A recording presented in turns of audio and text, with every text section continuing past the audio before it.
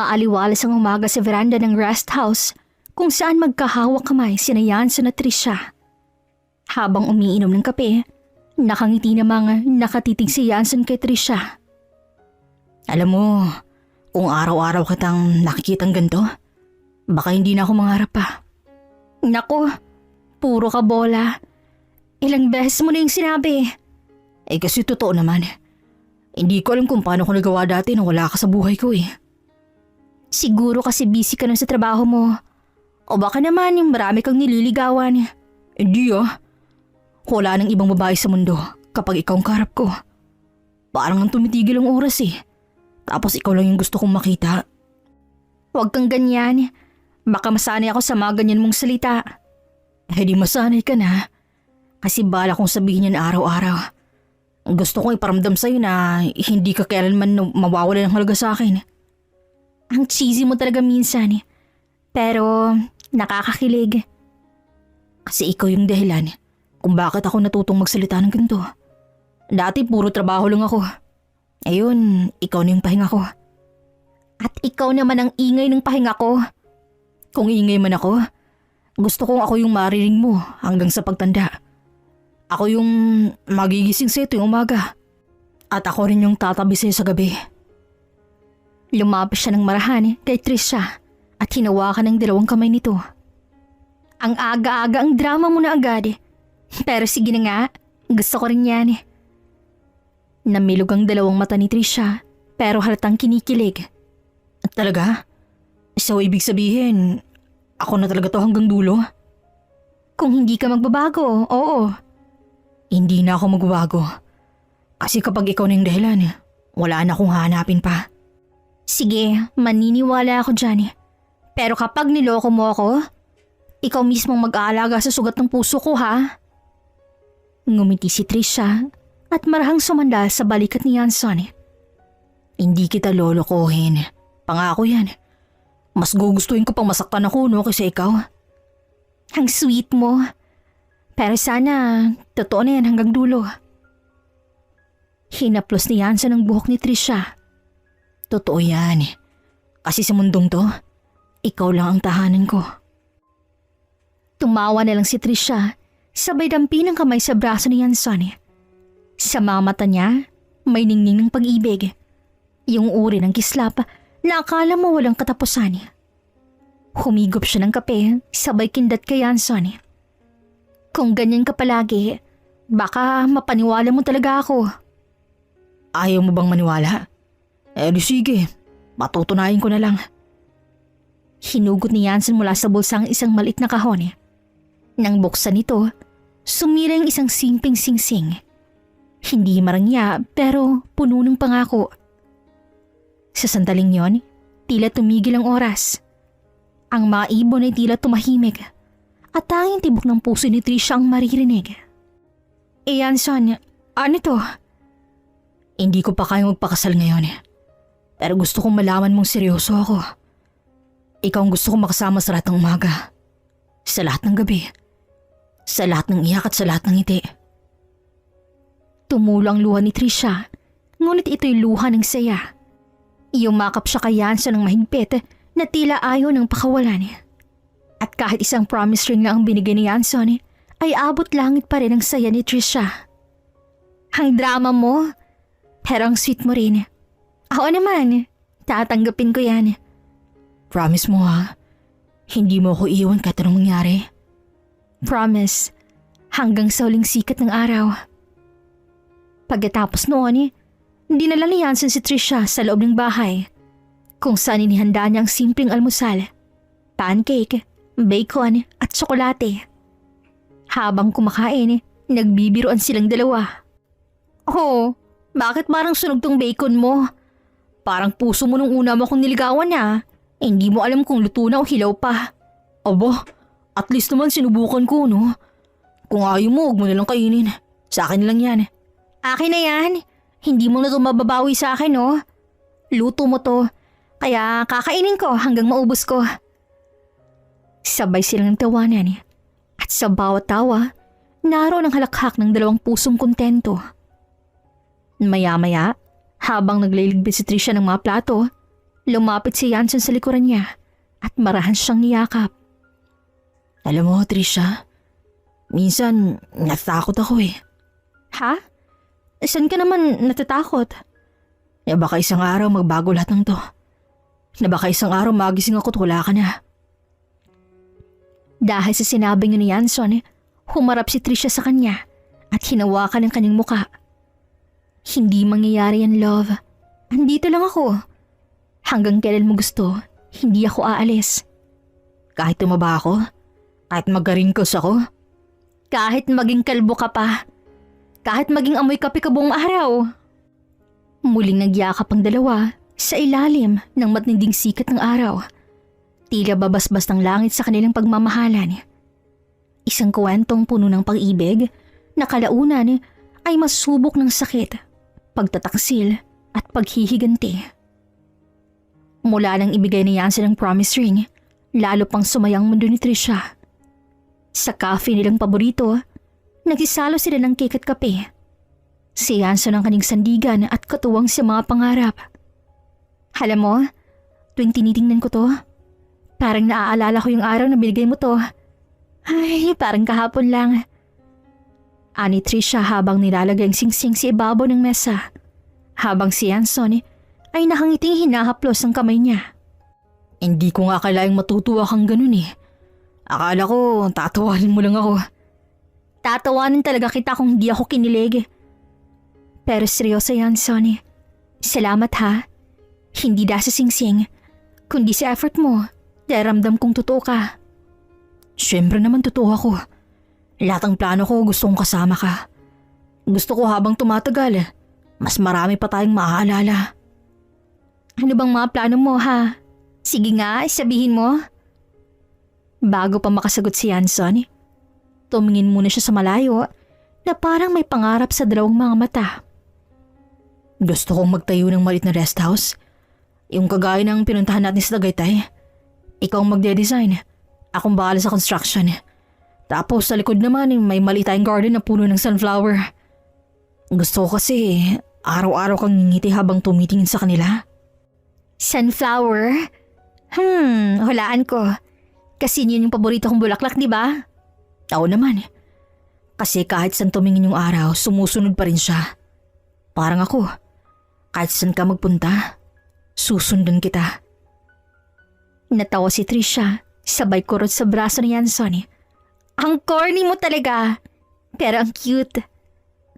Maya-maya, naglakad silang magkahawak kamay palabas ng cafe. Habang naglalakad sa kali, nagkukulitan sila. Nag-aagawan ng payong, nagtatawanan kapag natatalsikan ng ulan. Umambo ng bahagya pero hindi sila tumakbo.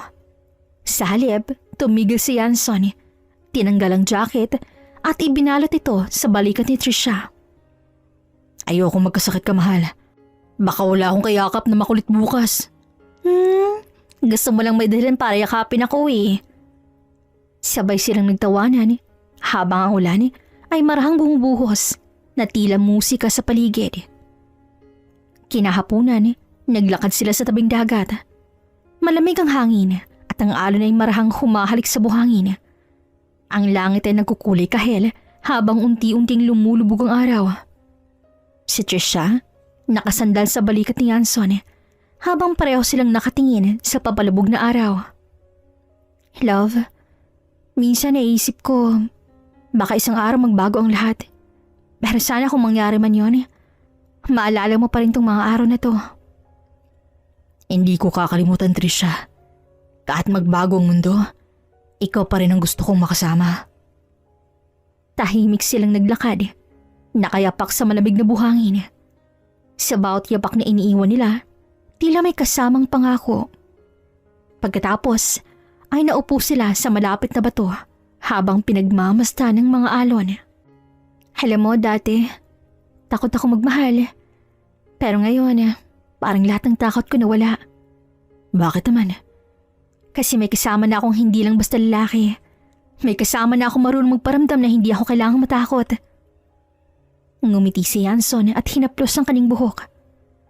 At sana, hindi mo na rin kailangang matakot kahit sa hinaharap. Dahil habang kaya ko, Ipaglalaban ko to. Tayo.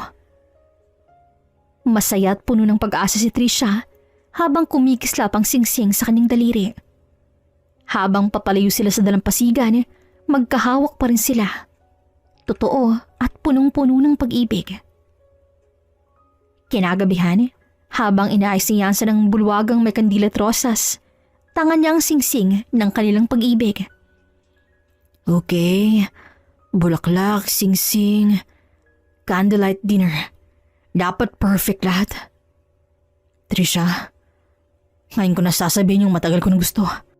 Ngayong gabi, maging espesyal ang lahat. Habang pinupunasan ng baso, napangiti si Yansan nang maalala ang unang ngiti ni Trisha. 4 na taon na silang magkasama na puno ng tawanan, tampuhan at mga pangakong tinutupad.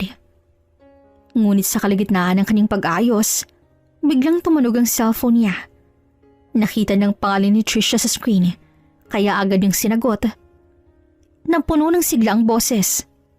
Hello, love? Papunta na ba ako dyan o gusto mong sabay na tayong pumunta sa... Yansan, pasensya na ha. Hindi ako makakalabas ngayon eh. Parang nilalagnat ako. Ang bigat ng katawan ko. Natigilan si Yansan. Napatingin siya sa mga bulaklak na hawak at sa kahong nasa kabilang kamay. Sandaling tumigil ang lahat sa paligid. Ang mahinang tugtog sa radyo, ang mga ibon sa labas, at ang ngiti sa kanyang labi ay bahagyang nawala. Pero agad niyang pinilit bumawi.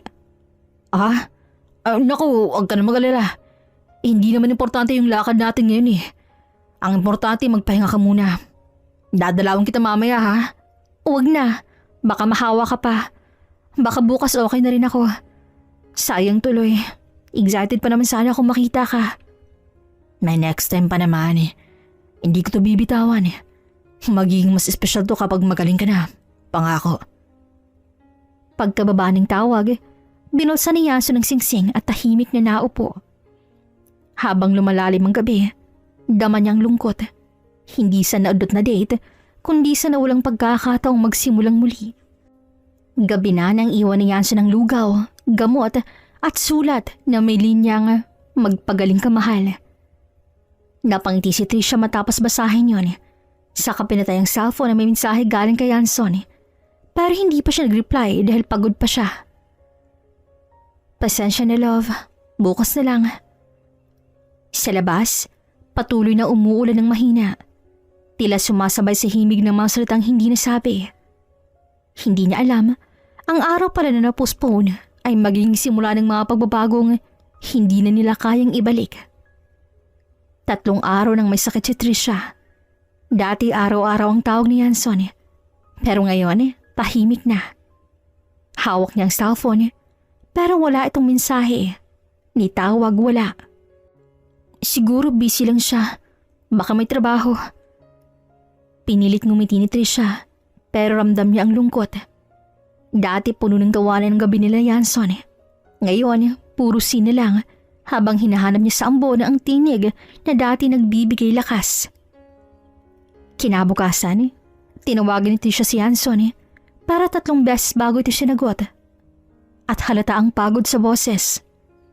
Hello love, kamusta ka? Miss na kita. Trisha, okay naman ako. Pasensya na, medyo pagod lang ako ngayon eh. Marami lang kailangan asikasuhin.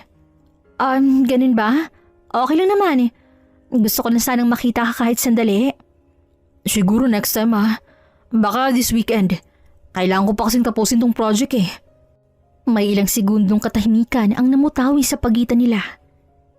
Narinig ni Trisha ang mahinang tik-tak ng orasan sa dingding. At sa bawat segundo, parang unti-unting lumalayo sa kanyang taong dati ay araw-araw niyang kausap. Sige, ingat ka lagi ha. Oo, ikaw rin. Pahinga ka pa. Bye. Tahimik lang si Trisha habang tinititigan ang promise ring na dati nagbibigay saya. Pero ngayon ay tila paalala ng nilalamig na pangako.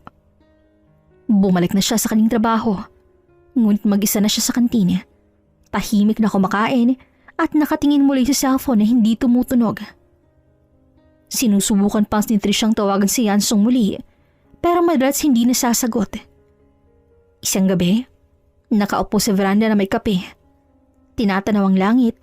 Dati itong paborito nilang dalawa, ni Yanson. Pero ngayon, siya na lang mag-isa. Naaalala mo pa kaya, Yanson?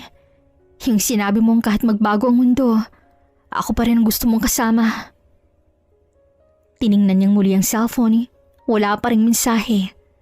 At tanging hangin lang sumasagot sa kanyang mga mensahe. Malamig, tahimik, at parang may daladalang layo. Kinabukasan habang nasa trabaho, narinig ni Trish ang mga kasamahan niyang nagkukwentuhan. Uy, nakita niyo ba si Yanson kagabi? Parang siya yung may kasamang babae sa may parking area. Oo nga, akala ko nga si Trisha yung kasama pero hindi. Mas maputi yun, parang taga-office din. Napahinto si Trisha sa ginagawa. Parang huminto ang paligid. Pinilit niyang huwag makinig, ngunit sa puso niya, may kaba, may kurot, may tanong na pilit ng tinatanggi. Pag-uwi niya ng bahay, tahimik lang siya. Tinitigan niyang muli ang singsing sa daliri at pinisilyo ng mahigpit. At nagsalita siya ng pabulong. Hindi siguro totoo yun. Kilala ko si Yanson. Hindi niya magagawa sa akin yun.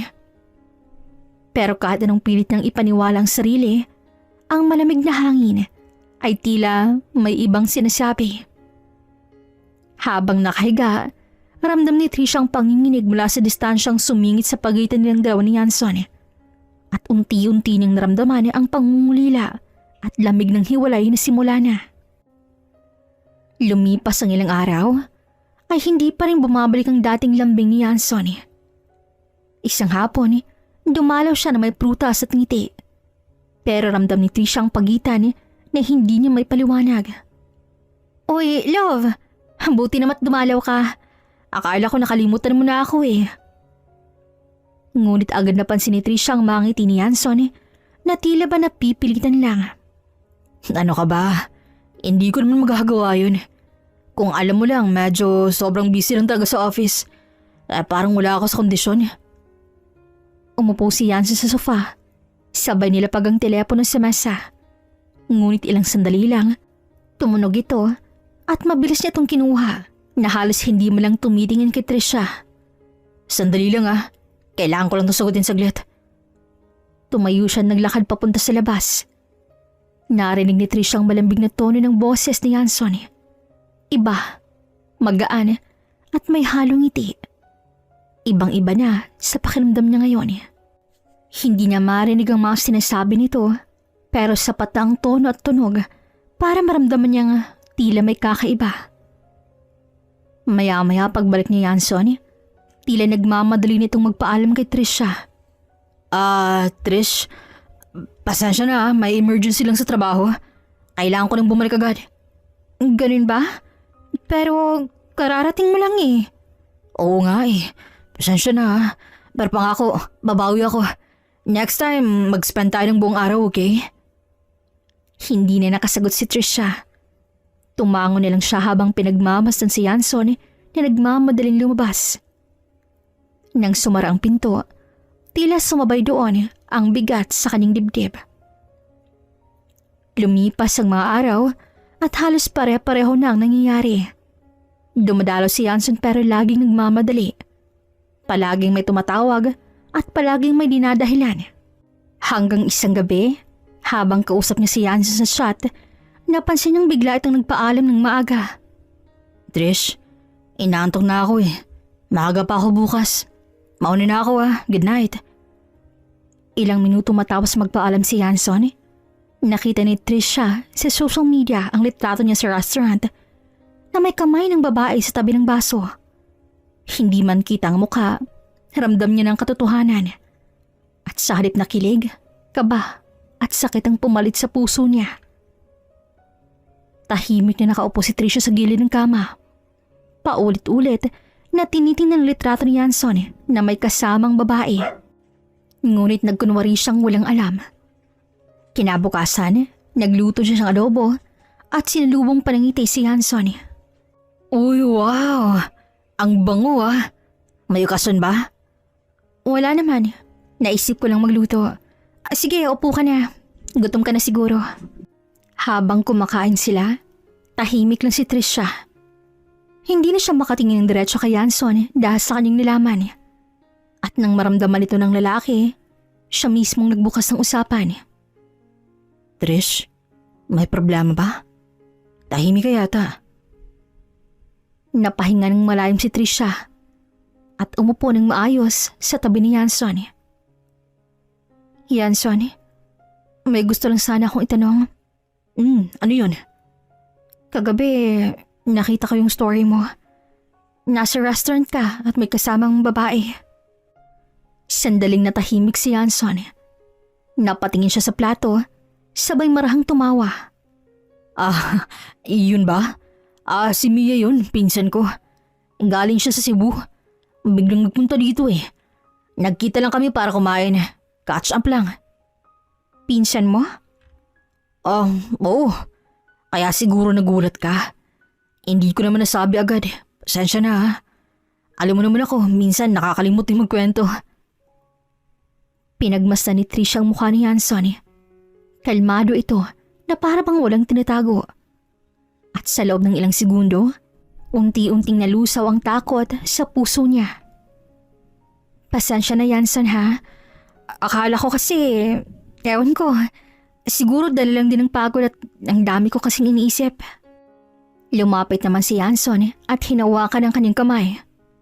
Trish, ayokong dumating sa point na nagdududa ka sa akin ha. Gusto kong malaman mo na ikaw lang yung gusto kong makasama. Wala akong ibang titingnan, promise.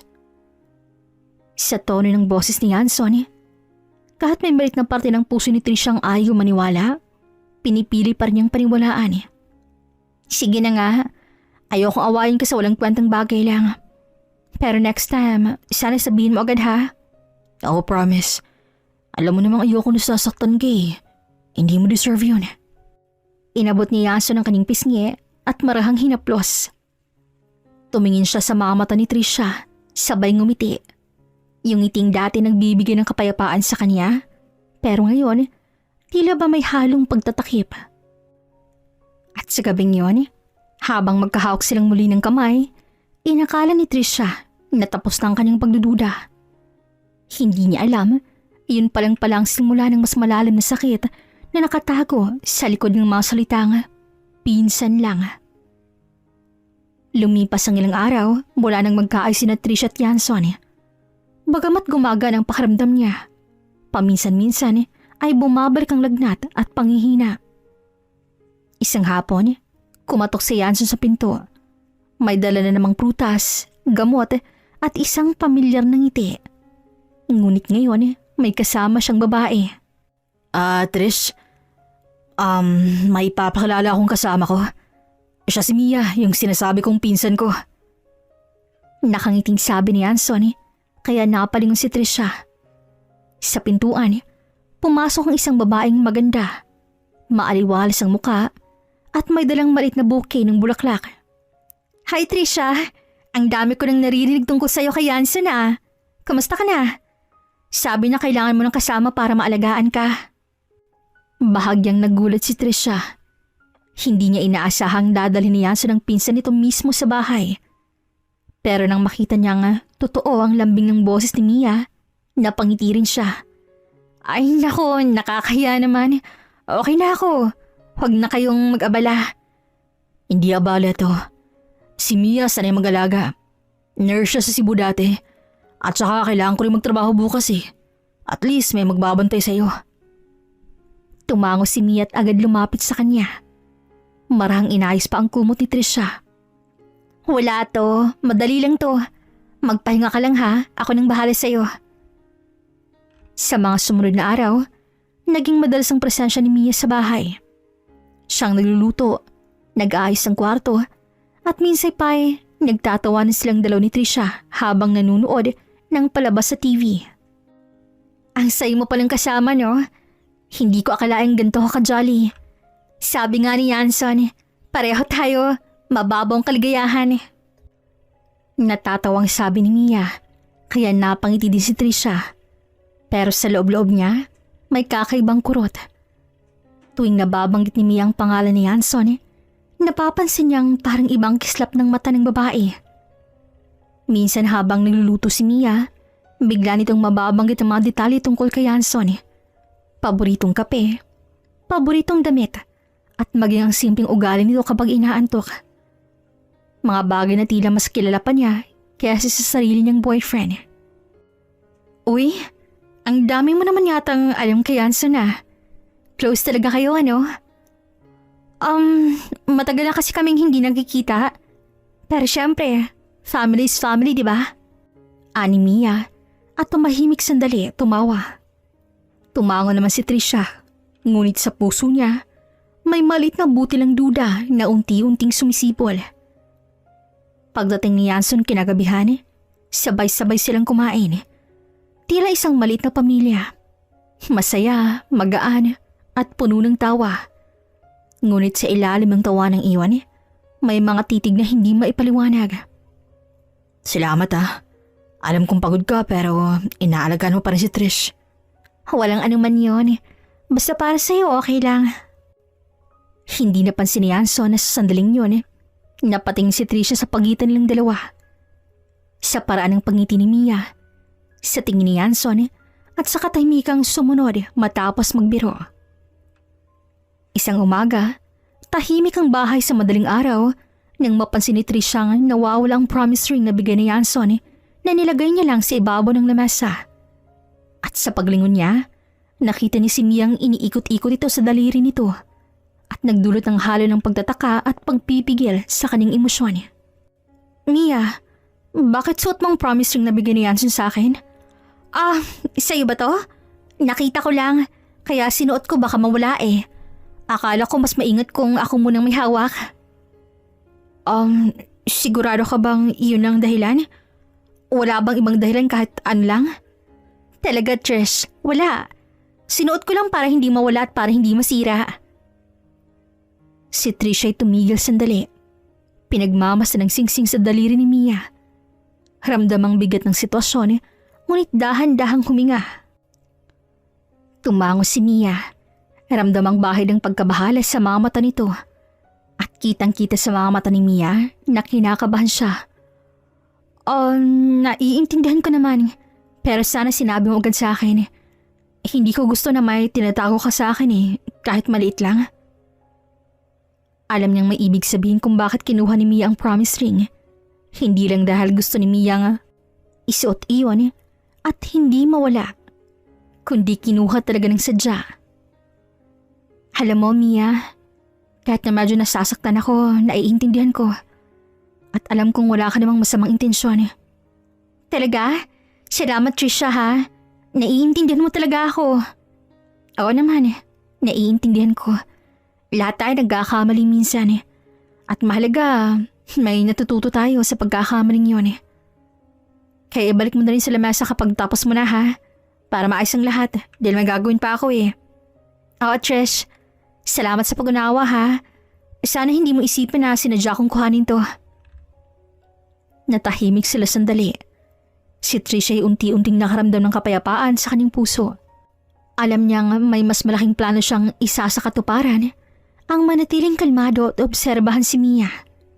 Ngunit sa loob-loob niya, ramdam niya ang halo ng pagtataka, pagkabigo at pag-unawa. Kinagabihan, habang nakahiga si Trisha, marahan niyang hinaplos ang promise ring sa kanyang daliri. Tiningnan ng kisame, sabay bulong. Siguro ako lang to. Baka pagod lang ako. At baka nga, totoo. Baka nga namang totoong pinsan niya lang siya. Ngunit sa kabila ng pagpipilit ng paniwalaan ng salita ni Hanson, may malamig na pakiramdam sa kanyang dibdib. Parang boses na nagsasabing, maging maingat ka. At sa gitna ng katahimikan ng gabi, sumilip ang unang pahiwatig ng katotohanan kay Trisha. Minsan, ang ngiti ng bisita ay mas matalim kaysa salitang masakit. Lumipas ang mga araw at muling sumigla si Trisha. Sa bawat pagising, nariyan si Mia. Isang umaga, habang abala si Hanson sa kusina, lumapit si Mia kay Trisha na nakaupo sa sofa. Trish, gusto ko lang magpasalamat sa'yo ha. Alam mo, mabait ka. Akala ko nung una maiilang ka sa akin eh. Pero ang gaan pala ng loob ko sa'yo. Ganun ba? Nako, ako nga dapat magpasalamat eh. Kung hindi dahil sa'yo, siguro hindi pa ako nakabangon eh. Mabuti na lang talaga't may pinsan si Yanso na katulad mo, no? Oh, nako, pinsan nga lang. Pero para na rin kami magkapatid niyan. Lumaki kaming halos magkasama na. Alam ko lahat ng trip niya. Pati mga ugali niyang nakakainis. Napangiti si Trisha sa sinabing yun ni Mia. Ang tawa nila ay umalingaw-ngaw sa sala. At sa sandaling yon, tila ba magkaibigan na sila. Maya-maya pa, sa gitna ng kanilang pag-uusap, bigla namang dumating si Yanson. May dalang tray ng kape at tinapay, sabay ngiti sa dalawa. Ang saya niyo ah, parang ayaw na akong pansinin. Kasi si Trish, mas kwela pala kesa sa'yo. Tumawa silang tatlo.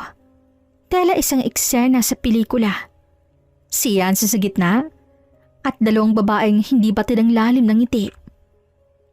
Habang nag-aagahan, napansin ni Trisha ang natural na biro ni Mia kay Yanson at ang kanilang sabay na tawanan sa mga inside jokes. Uy, close na close talaga kayo, no? Biglang tanong ni Trisha sa dalawa. Sabi ko nga hindi ko alam kung paano mo siya nakakaya.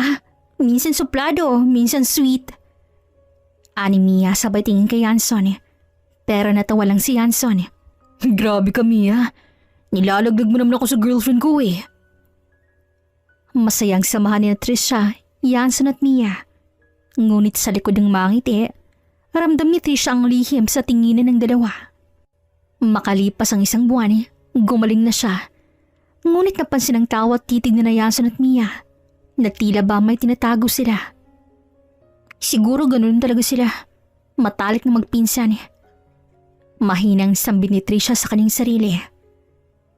Pinilit niyang baliwalain ang nararamdaman pero unti-unti niyang nakasanayan ang saglit na tinginan at tawanan ng dalawa. At naririnig din niya ang usapan nila Yanson at Mia pero mahina lang at parang ayaw nilang marinig ito ni Trisha. Naalala mo yung dati? Ganon din yung eksena natin sa Baguio, no? Oo, pero ngayon mas tahimik lang. Hindi alam ni Trisha kung panaginip lang ba o totoo ang narinig niya.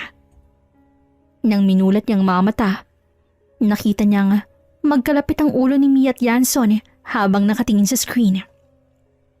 Napangiti siya ng pilit at ipinikit muli ang mamata. Pinipigilan ang sariling damdamin. Hanggat maaari, ayaw niyang magselos sa kapamilya ng kanyang nobyo. Kinabukasan habang nasa veranda siya, dinalan siya ni Mia ng mainit na tsaa at nakangiting lumapit sa pwesto niya. Ang lamig ng hangin. Baka lamigin ka. Oh, uminom ka muna yung tsaa. Salamat Mia ha. Alam mo, buti nilang talaga't nandito ka. Kung wala ka siguro hindi ako ganito kabilis kagaling. Huwag mo nang isipin yan. Ang importante, okay ka na ngayon. Habang umiinom ng tsaa, napansin ni Trisha ang lungkot sa mga mata ni Yanson at ang mayabag sa labas ng kwarto. Pinilit niyang baliwalain kahit ramdam niyang may lihim sa pagitan ng dalawa. Lumipas ang mga linggo, unti-unting lumakas si Trisha. Ngunit madalas namang nawawala si Yanson sa kanyang tabi. Isang gabi, nagising siya sa lamig at katahimikan ng silid. Wala si Yanson. Siguro nasa labas lang. Baka umiinom ng tubig o nag-ayos lang na kung ano sa kusina. Ay, Trisha.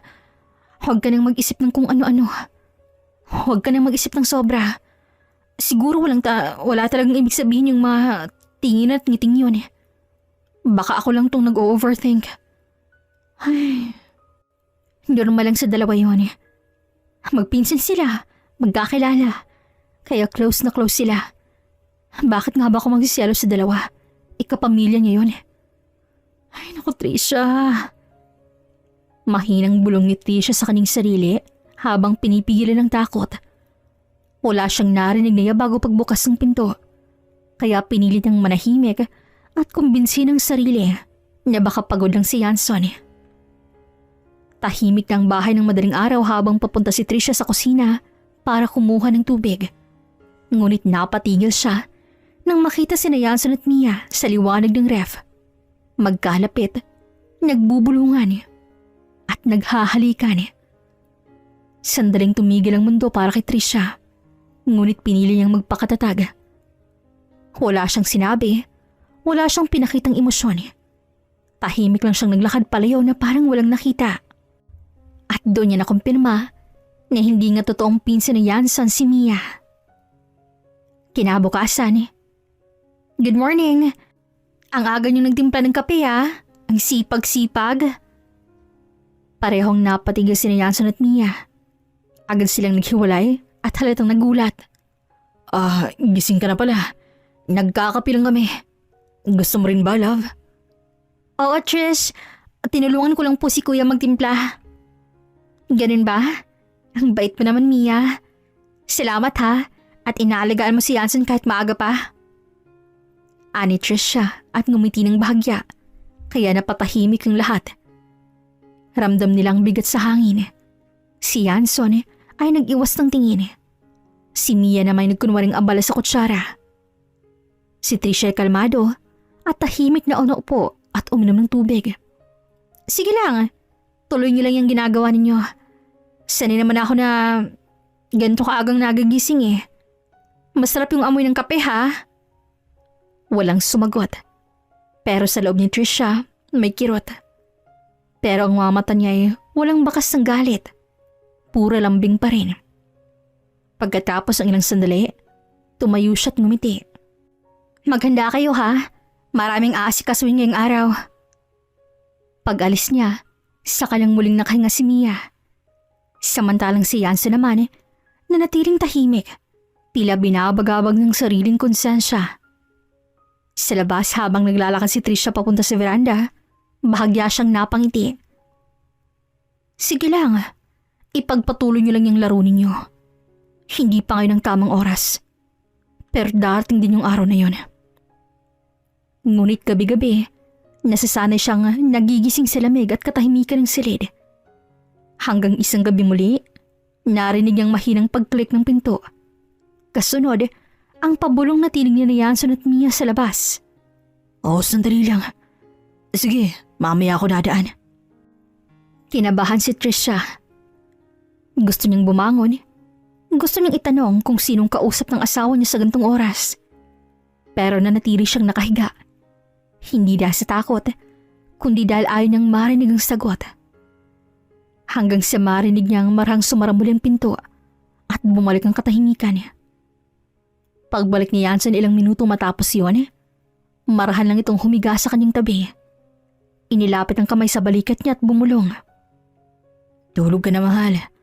Bukas, maayos ito lahat.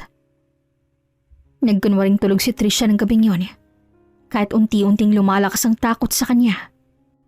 Sa mga sumunod pang gabi, napansin niyang madalas wala si Yanson sa kama. Ramdam niya ang lihim na ugnayan ng dalawa, ngunit pinili niyang manahimik. Dahil unti-unti na siya nagpaplano. Kung may lihim nga kayong dalawa, mas mabuti nang malaman ko sa parang walang pagtatalo, walang pagtanggi. Ayoko magpanggap na wala akong nakikita o nararamdaman. Mas mabuti nang harapin ang katotohanan kaysa magtiis sa walang katiyakan. Isang umaga, matapos umalis sina Yanson at Mia, pumasok si Trisha sa kwarto ni Mia at nakita ang litrato nilang magkasama, masaya't magkaakbay. Tahimik niyang binalik yun, saka kinuhang malit na CCTV camera. Sa sandaling yun, handa na siyang ilantad ang katotohanan. Hindi yun na ako kailangang sabihin. Ako na mismong manunood. Tingnan natin kung saan ang kaya ng pagtataksil sa akin. Wala kayong mga konsensya. Maingat na nilagay ni Trisha ang malit na CCTV sa likod ng palamuti. Tinakpan ng tela at tinutok sa kama at pinto para makitang pagpasok at panlabas ng silid. Pagkatapos ay naupo siya sa gilid ng kama. Ilang segundo siyang tahimik, tinititigan ng paligid. Sa loob ng kwartong yon, tila nararamdaman niya ang lahat ng gabi ng pagtataksil. Mga halakhak na hindi niya narinig, mga yakap na hindi kanya, at mga halik na pinagkait sa kanya. Pinikit niyang mamat at huminga ng malalim. Hindi. Hindi na ako iiyak. Gusto ko lang makita kung gaano kalalim ang sugat na iniwan ng dalawa. At gaano kayo kaharot sa isa't isa na naging dahilan sa pagkasakit ng nararamdaman ko. Tumayo siya at maingat na lumabas ng silid. Isinara niya ang pinto na para bang wala siyang ginawa at bumalik sa sariling kwarto na may kakaibang kapanatagan sa dibdib. Sa unang pagkakataon, gusto niyang sa mismong makaalam kung anong ginagawa ng dalawa. Pagsapit ng hapon, bumalik si Yanson at Mia. Pareho pa rin ang saya ng dalawa. At habang naghahain sila ng hapunan, napatingin si Yanson kay Trisha. Ayos ka lang ba, love? Tahimik ka yata ngayon. Ayos lang ako. Medyo pagod lang siguro sa mga trabaho. Dahil kumilos muna ako ng konti dito habang wala pa si Mia eh. Huwag ka munang kumilos masyado, love. Dahil hindi ka pa gaano kalakas kaya magpahinga ka na lang muna ha. Ani Yanson, sabay halik niya sa noo ni Trisha. Pero si Trisha ay nasa gawin ni Mia nakatingin. At napansin niya nakatingin din si Mia sa ginagawa ni Yanson. Sa hapag, magilaw ang ngiti nito habang si Mia pilit na nagiging kalmado. Ngunit naman ni Trisha ang tensyon sa pagitan nila. Sa isip niya, paulit-ulit ang linyang ngumiti kayo ngayon dahil sa susunod hindi na. Kinagabihan habang tulog ang dalawa, pinagmamasa ni Trisha ang monitor. Sa wakas, nakatulog siya ng payapa. Alam niyang pagsisimula ng pagbubunyag ng katotohanan. Kinabukasan, maagang nagising si Trisha at tahimik na kinuha ang monitor mula sa CCTV. Habang hawak ang nanginginig na kamay, pindot niya ang play at narinig ang paghinga ni Yanson at ang pagbukas ng pinto ng kwarto ni Mia na nagpapatunay sa na-record kagabi. Huwag sana. Sana hindi totoo to. Ngunit ilang segundong lang umipas at ang mga susunod na eksena ay parang tinik na bumaon sa kanyang puso. Sa screen, nakita ni Trisha si Yanson na pumasok sa silid ni Mia. Mahina lamang ang usapan ng dalawa, ngunit malinaw sa kanya ang mga kilos, titig at paglapit ng kanilang mga katawan. Yanson, baka mahagising siya. Hindi ko alam kung tama tong ginagawa natin eh. Tahimik lang ako. Saglit lang to. Hindi niyo naman kailangang malaman to ngayon eh. Huwag ka maglala. Kasunod niyon ang halik. Mabagal, matagal, puno ng init at pagtataksil. At doon, tuluyang gumuho ang mundo ni Trisha. Hindi. Bakit mo ito nagawa sa akin, Yanson? Bulong ni Trisha habang nanginginig ang buong katawan. Tumulo ang kanyang mga luha hanggang sa bumuhos na yun na parang ulan. Hindi niya maipaliwanag kung alin ang mas masakit. Yung makita mismo ang katotohanan o yung malaman na matagal na pala siyang ginagawang hangal. Humawak siya sa dingding at halos mawala ng lakas. Gusto niyang sumigaw. Gusto niyang siraan ang monitor pero pinigilan niya ang sarili. Pinanood niya hanggang dulo ang bawat yakap, bawat halik at bawat ngiti na minsay naging sa kanya rin. Pero matapos niyon, marahan niyang pinunasan ng luha at tumingin muling sa monitor. Pero ngayong pagkakataon, iba na ang tingin niya. Sige lang, magpatuloy lang kayo ngayon. Pero hindi niyo alam, ako naman ang susunod na gagalaw para sa inyong dalawa. Matatag niyang bulong. Hinugot niyang flash drive sa gilid ng monitor at inilagay sa bulsa. Pinatay niya ang screen, huminga ng malalim at tumingin sa salamin. Ang babaeng nakatingin sa kanya ay hindi na si Trisha na mahina, iyakin at bulag sa pagmamahal. Ang nasa harap niya ngayon ay si Trisha ang nasaktan pero handa nang lumaban. Paglabas niya ng banyo, kalmado ng mukha niya. Wala ng bahay ng mga luha. Parang wala lang nangyari. Nasa sala si Yanson at Mia, nagtatawanan habang nag-aalmusal. Oh, gising ka na pala, love. Alika, kain muna tayo. Sige lang. Mauna muna kayo. Maliligo lang ako saglit. Ngumiti siya at kalmado ang kanyang mga tono. Isang ngiting walang halong galit, pero may lalim na hindi nila mababasa. Ngunit sa likod ng mga ngiti ay may apoy ng paghihiganti. Isang hapon kinuha niyang telepono at tinawagan si Enzo, dating kaklase at private investigator. Enzo, kailangan ko ng tulong mo. Personal to. Anong klaseng tulong yan, Trisha? Gusto kong ipasuri ang background ng dalawang tao.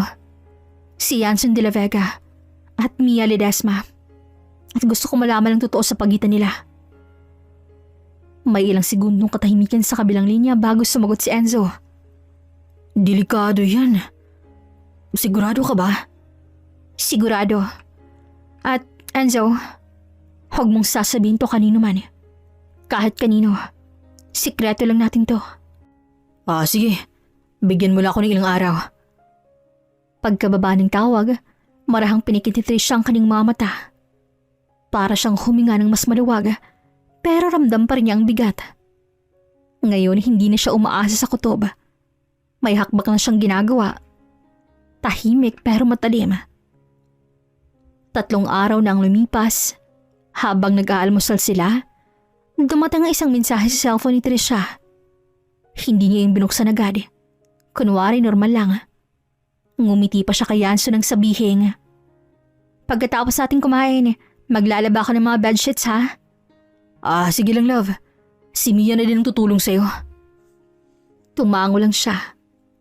Pag-alis ng dalawa, mabilis siyang binuksan ang mensahe ni Enzo. Trish, natapos ko na. Hindi ko alam kung paano ko sasabihin pero hindi sila totoong magpinsan. Ayon sa records, magkaibang pamilyang pinagmula nila. At may lumang litrato akong nakita. Mga 5 taon na nakalipas. Magkasama sila sa Baguio. At mag-ex sila dati. Pero base sa mga nakita kong communication records at mga litrato nitong mga linggo, mukhang hindi pa sila nagkakalayo. Hindi lang sila mag-ex, Trish. Magkasama pa rin sila hanggang ngayon. Natigilan si Trisha. Alam niya namang may kakaiba sa dalawa. Pero ngayon na naririnig niya ito kay Enzo, agad siyang napahawak sa kanyang dibdib habang nanginginig ang kanyang kamay. Parang may humugot ng lahat ng hangin niya. Lahat ng hinala, lahat ng sakit, biglang naging totoo. Mag-ex. At ngayon, sila pa rin. Mahinang sambit ni Trisha na hindi makapaniwala. Lumuhod siya, hawak-hawak ang telepono. Hindi niya alam kung iyak ba siya o tatawa. Ilang beses niyang sinabi sa sarili noon na baka siya lang itong nagdududa. Pero ngayon, bawat tanong may sagot na. At ang sagot ay mas masakit kaysa sa lahat ng bangungot na naranasan niya. Ginawa mo kong hangal, Yanson. At ginamit mo pang babaeng yun na parang wala lang. Pinsan pala ha? Sige lang, maglaro ka pa. Pero sa susunod, hindi na ako manunood lang. Ako nang magdidikta ng huling eksena. Kinagabihan, umuwi sina Yanson at Mia na parehong masigla. Nagbukas ng bote ng alak si Yanson habang si Mia naman ay nagluto ng pulutan sa kusina. Habang tahimik lang naman si Trisha na nakaupo sa sofa at may bahagyang ngiti pa sa labi.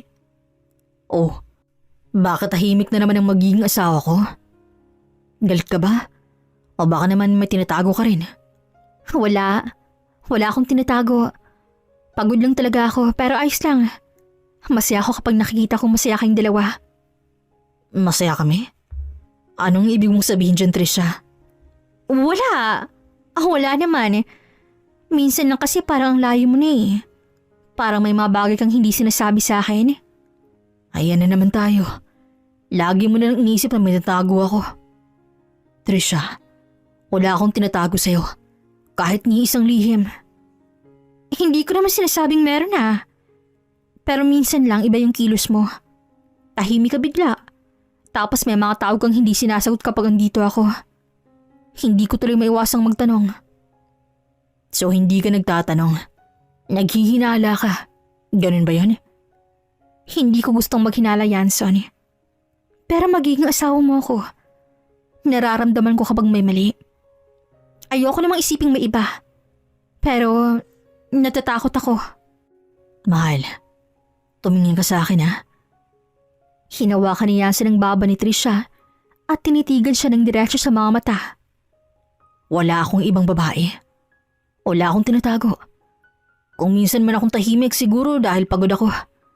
Pero hindi ibig sabihin nun, may ibang dahilan. Hindi ko naman sinasabing hindi kita pinagkakatiwalaan ni Yansan. Natatakot lang ako na baka mawala tayo at ang pagmamahal natin. Mahal, bakit mo ba naiisip yan? Hindi mawawala yun. Huwag mong sayaang sirain ng mga hinala mo yung meron tayong dalawa. Ikaw lang yung gusto kong uwian. Ikaw lang gusto kong yakapin sa gabi. Huminga ng malalim si Yansan at niyakap si Trisha ng mahigpit. Sana nga, kasi hindi ko alam kung anong magagawa ko. Kung lokohin mo ako. Lokohin? Paano mo nasasabi yan? Wala lang. May tiwala naman ako sa'yo, Yansan. Oo naman. At kahit anong mangyari, ikaw pa rin ang tahanan ko. Dapat lang. Baka hiwain ko yan. Ani Trisha, kaya napatawa sila. Sandali namang tumigil si Yansan sa pagtawa dahil parang kakaiba ang tono ni Trisha. Pero hindi niya na ito masyadong binigyan ng pansin. Si Mia naman, ngumiti lang. Bukas, magluluto ako ng paborito mong sinigang, Trish. Para makabawi naman ako sa'yo. Sige, gusto ko yan. Gusto ko matikman kung gaano kayo kasarap magpakitang tao. Hindi nila narinig ang huling linyang yun. Sinabi niya yun sa ilalim ng kanyang hininga. At sa mga mata ni Trisha, tila may liwanag na bago. Liwanag na hindi na ng pag-ibig, kundi ng paghihiganti. Bago siya matulog, nagpadala siya ng mensahe kay Enzo. Salamat ha. Huwag mo munang buburahin ng mga files. Baka kailanganin ko yan sa tamang oras. Makalipas ang 2 linggo, bumalik ang sigla at kanyang ngiti. Akala ni Yansan ay maayos ang muli ang lahat. Ngunit sa likod ng bawat ngiti ni Trisha, may lihim siyang binabalak. At nagsimula yon nang lumapit siya kay Yansan isang hapon. Love, naisip ko lang, magaling naman na ako. Kaya gusto ko na rin paalisin si Mia sa susunod na linggo. Sigurado ka na ba dyan, love? Oo naman. Pero bilang pasasalamat, bago siya umalis, gusto kong bigyan siya ng simpleng party. Alam mo yon, parang pasasalamat ko sa pag-aalaga niya sa akin. Kahit papaano kasi, natulungan niya ako ng mga panahong mahina ako. Sandali siyang natahimik sabay ngumiti. Si Yansan naman ay bahagyang natigilan na parang nagulat sa ideyang yon. Party? Wow, parang magandang ideya nga yun, love, at pagkakataon. Para magpasalamat tayo sa lahat ng natulong niya sa atin, no? Gusto mo ba tulungan din kita sa paghahanda ng party? Sakto rin. Birthday na rin yata ni Mia next week, di ba? Bahagyang natigilan si Trisha habang hawak-hawak ng isang bulaklak. Bumagal ang kilos niya sa pag-aayos niyon. Dahan-dahan niyang tinaas ang tingin kay Yansan. Oh, alam mo palang birthday niya? Kita niya ang pagkabigla ni Yansan na tila nag-iisip agad ng alibay. Medyo natawa siya na halatang kabado. Oo. Sinabi niyo dati nung nagkwekwentuhan kami. Abang wala ka pa sa bahay. Kaya ako lang naalala. Ganun ba? Buti na lang pala. At least sakto, no? Isang celebration na lang. Ani Trisha, kaya ngumiti lang siya. Isang ngiting hindi maipinta. Malamig pero magaan.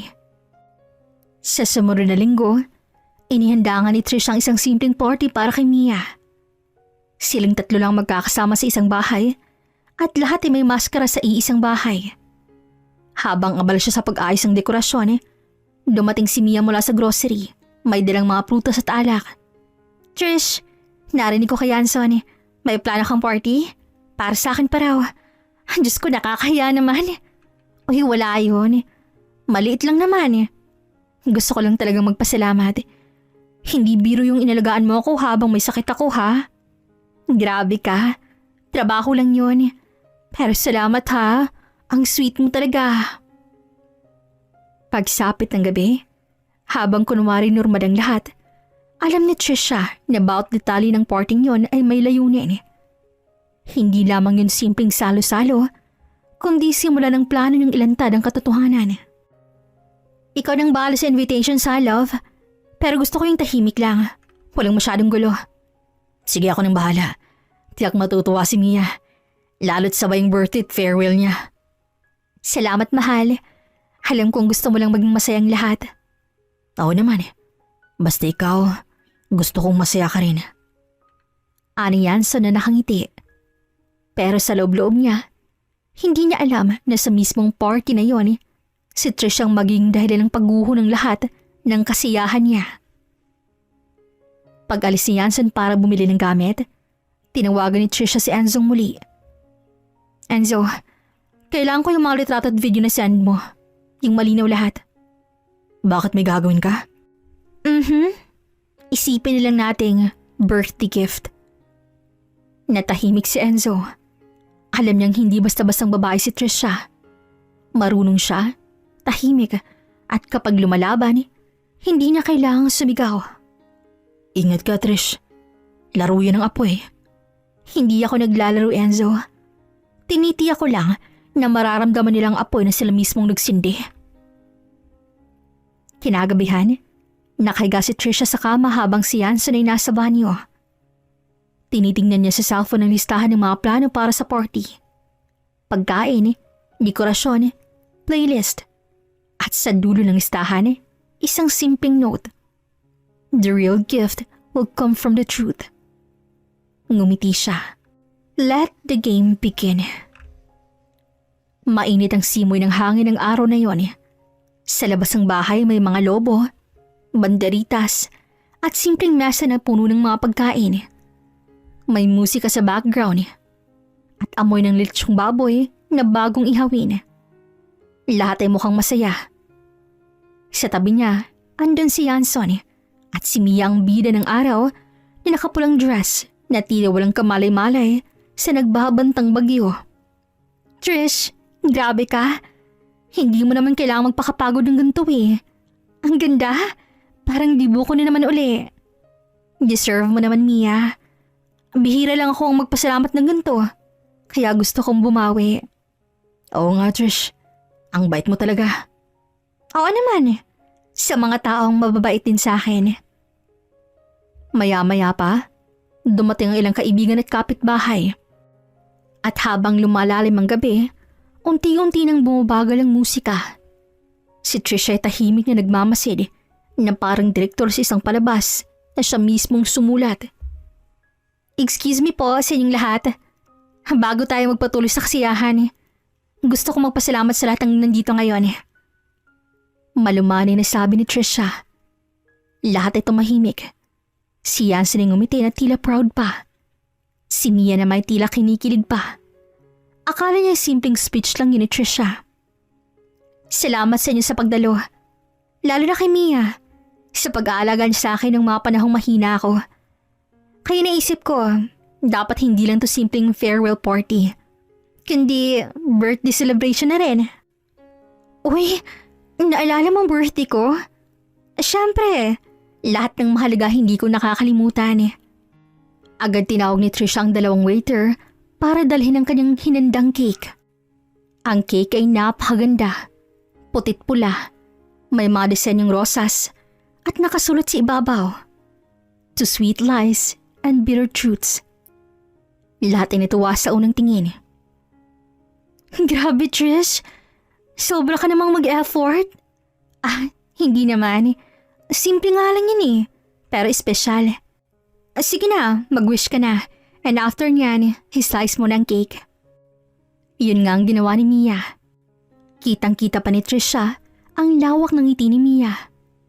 Pero agad yung napawi. Nang nagsimula na siyang mag-slice ng cake, ay isang malakas na crunch ang narinig niya. Parang hindi ordinaryong sponge cake ang tinamaan. Paghiwa niya, unti-unting lumitaw ang laman. Hindi tsokolate, hindi prutas, kundi mga patay na daga. Balot sa icing at bulok na amoy ng katotohanan. Kaya sumabog ang sigawan at bulungan. Oh, ano yan? Diyos ko, may daga! May patay na daga sa cake! Oh, ano to, Trish? Anong klaseng biro to? Trisha, anong pinagagawa mo? Ngunit tumawa lang si Trisha. Hindi ba ang matatamis sa kasinungalingan may bulok na laman? Natahimik ang lahat. Si Yanson nanigas, sabang si Mia naman ay nagsusuka sa gilid at takot na takot. Pagkatapos, bumukas ang ilaw sa likod ng entablado. Isang projector ang biglang umandar. Sunod-sunod lumitaw ang malitrato ni Yanson at Mia. Magkahawak kamay, magkasama sa Baguio, magkayakap sa kotse. Si Yanson yun ah. Oh my God. Teka, silang dalawa ni Mia yan ah. Grabe ang kakapaling mga pagmumuka. Akala ko ba pinsan lang yun? Sunod-sunod na bulungan ng mga bisita. Si Mia ay umiiyak na halos matumba. Si Yanson na may namumutla, pawis na pawis, habang sinusubukang patay ng projector. Trisha, tama na to. Ano bang gusto mong mangyari ha? Wala akong gustong mangyari. Gusto ko lang ipaalala sa inyong dalawa kung gaano karuming katotohanan ng tinakpan niyo ng matatamis na salita. Mia, salamat sa pag-aalaga. At Yanson, salamat sa mga kasinungalingan mo. Kasi kung hindi dahil sa inyo, hindi ko malalaman kung gaano kalalim ang sakit at kung gaano ako katatag ngayon. Anyway, happy birthday Mia. Sana masarap ang lasa ng katotohanan ha. Pati ang cake, tikman mo. Pinakustomize ka yan. Sayang naman ang bayad ko kung hindi mo matitikman, di ba? Trisha. Habol ni Yanson sa kanya. Bitawan mo ako. Buti na lang talaga at hindi ka nakapag-propose, no? Buti na lang talaga at hindi pa tayo kasal.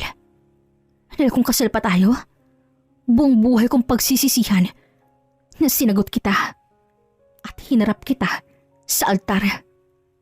Mga baboy kayo. Magsama kayong dalawa. Simula ng gabing yun, si Trisha nang umalis at wala na siyang pakialam kay Yanson at sa babaeng pinakilala nitong pinsan. Nangupahan siya na siguradong hindi nito malalaman. Hindi niya na kayang marinig pa ang mga paliwanag nila. Dahil kahit anong salita pa ang gamitin nila at kahit anong paliwanag pa nila, hindi nila maitago ang katotohanan na talagang pinagtaksilan siya.